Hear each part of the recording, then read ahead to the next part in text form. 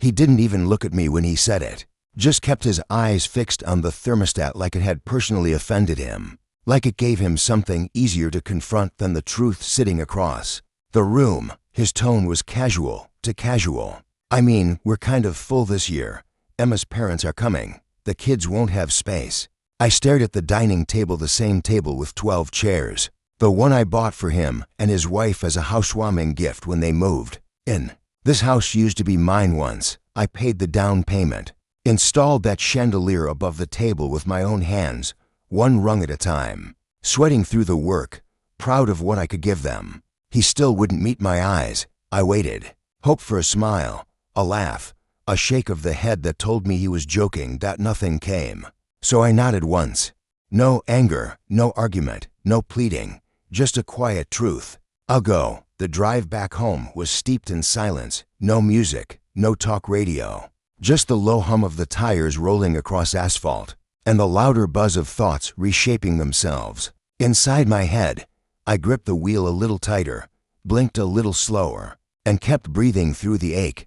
No room, that's what he'd said. Like I was a misplaced suitcase in their holiday plans. I remembered changing his diapers. In the back seat of my beat-up Corolla, remembered how he once fell asleep in my arms, feverish and small, burning up at 104. I sat up the entire night just to watch his chest rise and fall, like that breath held the whole world together. And now, after everything, I had become an inconvenience, a scheduling conflict. The next morning, I ate breakfast alone. No grandkids thundering up the driveway with squeals and glitter-sticky fingers. No wrapping paper underfoot. No cinnamon or laughter in the air, just silence, a deep, echoing silence that filled every crack in the walls. Then I looked down at my phone. 18 missed calls, all from him. Let me take you back. 2 years ago, his business hit the rocks, hard. Loans were defaulting, lawsuits looming, back taxes piling up. He called me in tears, voice shaking, said the bank was about to seize everything. He was desperate, broken.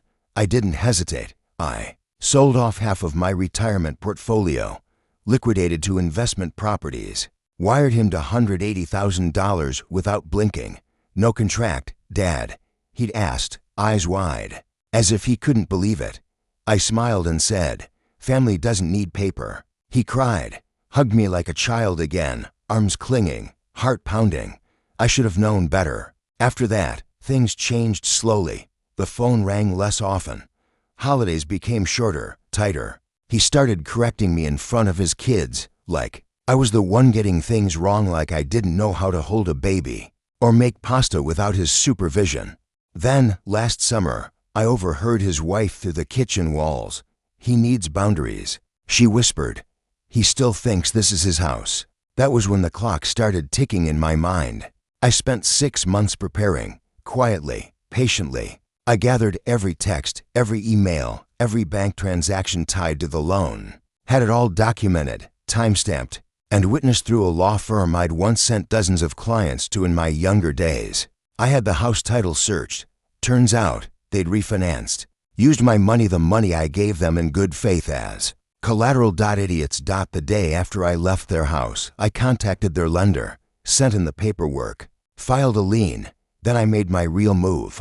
I sold my cabin in Vermont and hired a private equity scout to discreetly buy their mortgage from the bank.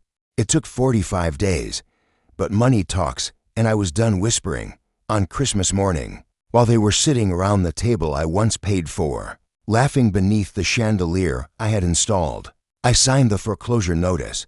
Merry Christmas, son, when he finally showed up at my door. Eyes wide and frantic, shirt wrinkled, face pale from panic, I was already on the porch sipping tea, the ocean breeze brushing across my shoulders. You can't do this, he choked out, voice cracking. I tilted my head, calm, unshaken. I already did. This is my home, my kids. I cut him off with a single look. Where was that concern when you told me there was no room?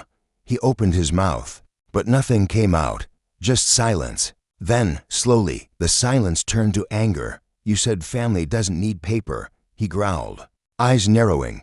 And I meant it, I said, rising slowly. But I also said family doesn't forget. And you did. They begged after that. pleaded, said they'd pay me back in full, but I wasn't interested in the money. That debt wasn't about dollars, it was about respect, and he had defaulted on both. 2 months later, they moved out. I didn't keep the house, leased it to a lovely couple from out-of-state, quiet people with kind eyes and an appreciation for details. I used the rent to rebuild my savings, bought myself a quiet little place by the coast, where I could sip my tea in peace and listen to the waves roll in like a slow apology from the world. Every now and then, I see photos of them online. Their new apartment is smaller. No yard. The walls are tighter. They still smile, but there's something missing in their eyes, something hollow. And every Christmas since, I get one card in the mail, no return address. Just a child's drawing and the word sorry scrawled in crayon. I frame each one, hang them beside the fireplace, because forgiveness, like anything else that matters, is earned. And my son, he's still learning what family really means. He thought Christmas was about tables and chairs.